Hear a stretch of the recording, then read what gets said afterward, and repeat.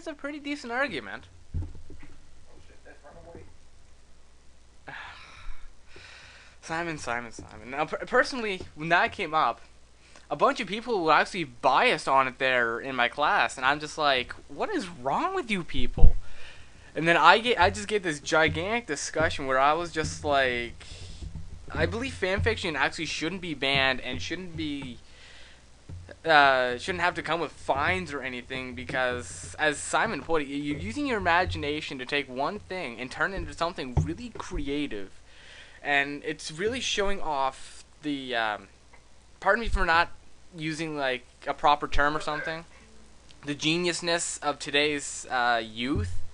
It's really showing off how creative and how advanced we are in our ways of styles of writing, how our stories turn out, how we help each other with that sort of stuff.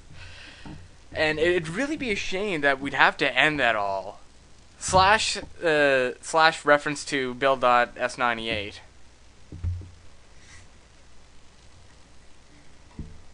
Yeah. We talked about that, didn't Yeah, we talked about that in the first episode, then you came on and started sort of nagging on me there, saying, did you do that on purpose? we? Yeah, it was incredible timing. I know, I was just like, wow, I don't even know about that. That was just amazing. But for those of you that don't know, just a quick FYI on a side note, Bill S.98 got the axe and it did not go through. So you don't have to worry about having to pay any fines or anything under the 10 strikes law against streaming/uploading videos of such and such copyrighted content. Yeah. We have yet to hear Quill's opinion on the fanfiction matter. Cool fighting Gladys. You ready? No, I just finished that a second ago. My opinion on fanfiction as far as derivative work goes is the same opinion that I have on pretty much all derivative and fan works, which is it's something that expands upon the original work with the intent of enhancing it. I think the original fanfiction that was created was Star Trek. That was the first series that ever happened. Yeah, Star Trek, my English teacher. That's actually where we get the term slash from, because it was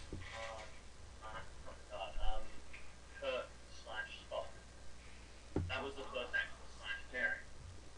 So Kirk slash Spock was the first fan slash pairing in existence. I'm trying to remember. It was like a something out of time or something. Anyway, TV tropes should tell.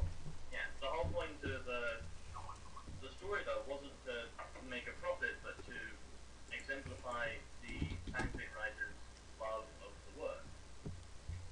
I mean, the whole point of it was a what-if scenario that the TV show couldn't get into, because there was this undercurrent of the relationship between Kirk and Spock being possibly something more depending on how you read it, and the show could never touch upon that as more than innuendo.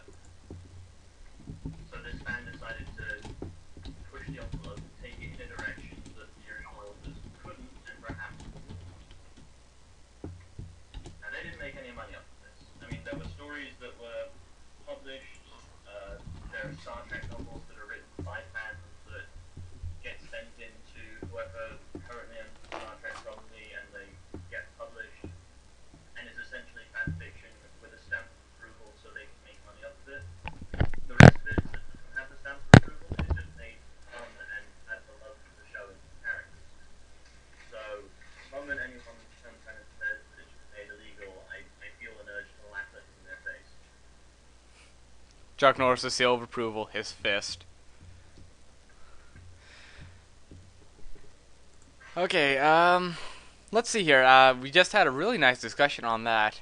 Here's one that should really divide us up here that I thought of. Who is your favorite YouTuber? And why? That's a tricky one. It's a pretty one. Oh, that, yeah. Angry Tiger Pete. And Master Link. Ah, Master Link X. Oh, yeah. Friendship is not available in your country. Is this pony related? No, it can be anything. It's just your favorite YouTuber. Oh, and my third one is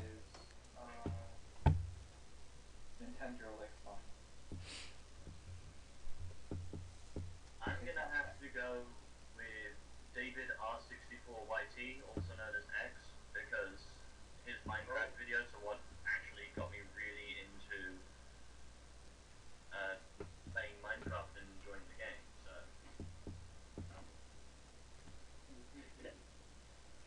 I don't think I have a favorite YouTube or video person, so I don't spend enough times on there to learn about people or subscribe or. I really just go there to look up something and then go about my day.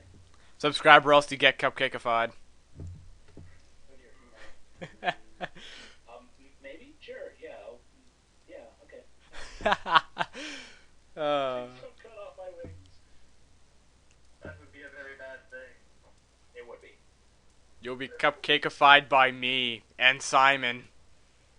At the same time. Oh boy. That's not hot at all. What's yours, Joe? I believe I sent a link. Okay, just let me click it here and load her up. If my internet would stop being a ditz. Deceased crab, alright. That's a very interesting one. Personally, I've got a few, really. Let's see, we've got Nintendo Capri-san /Tim/NCS. He's got really funny content. He's working on Conker's Bad Fur Day right now, and oh god, anyone who's even seen it or played it will know how that's going to turn out. Then I've got Quantum Ran 66. He's a pretty cool guy. He has a few funny moments here and there.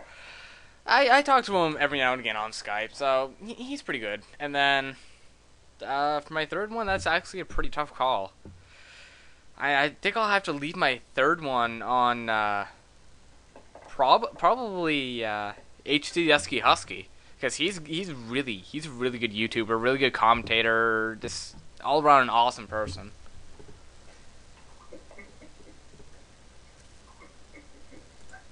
Joe, what are you laughing about?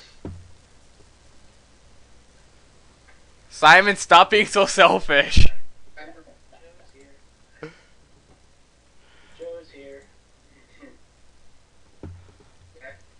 Okay, let's see here. Okay, so going back to our first ideal and idea and thought type of thing.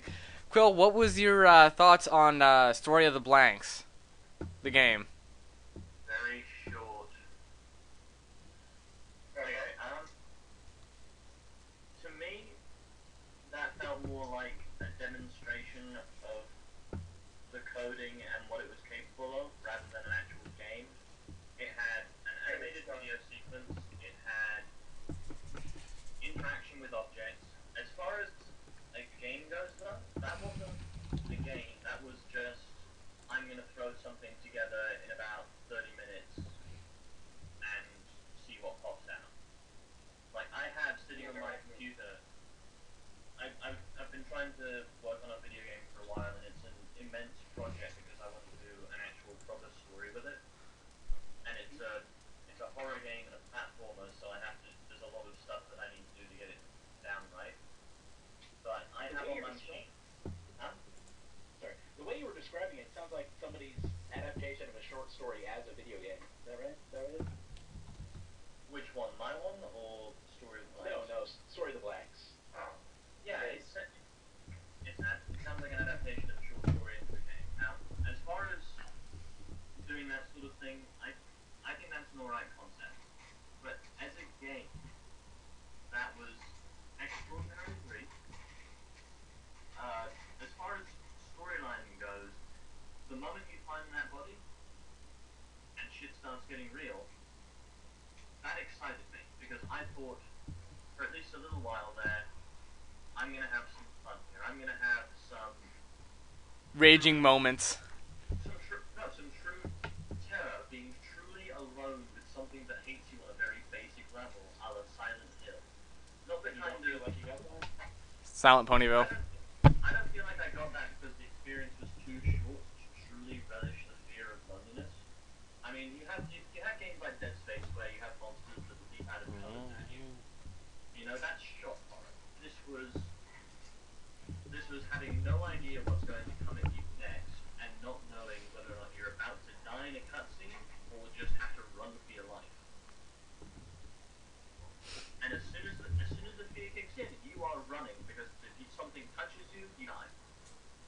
Lol, you dead, son?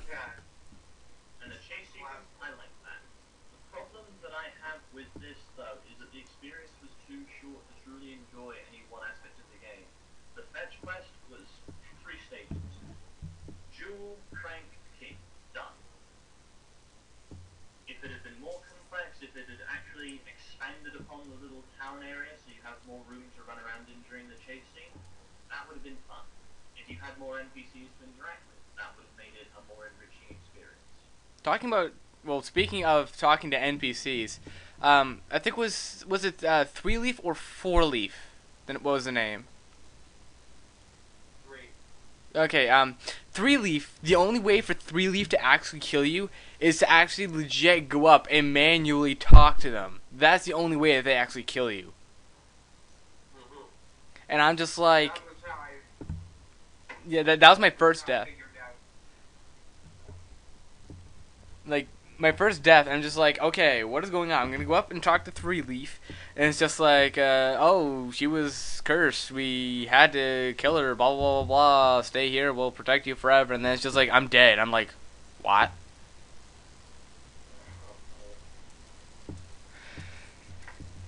How we're spoiling the game. We need to provide a link in spoiler warning. Screw the spoiler warning. Most people would know what we're talking about anyway. Or not care. Yeah. Well, I can just hot link it in the video description of whatever part this is. It's probably gonna be like number 3. I don't even know. Number 2, number 3. But As a game experience, it's an enjoyable little aside and nothing more. I think whoever made that thing has a concept with a lot of potential, and if they expanded upon it, gave it more depth, I would have really enjoyed it. And it presently stands as a demo. To me, that's what it is. yeah, it was really short. And by the way, Joe, your comment of down there isn't actually going to be popping up because in order to actually get this to work really good, yeah, I have to get the banner up and whatnot. But anyhow, there. Moving on here. Concepts of ideals and morals. Discuss. In what regards? Just overall, the concept of having ideals and morals compared between you and somebody else or the rest of society. That's a very broad subject. I would have to say that I'm a fan of ideals.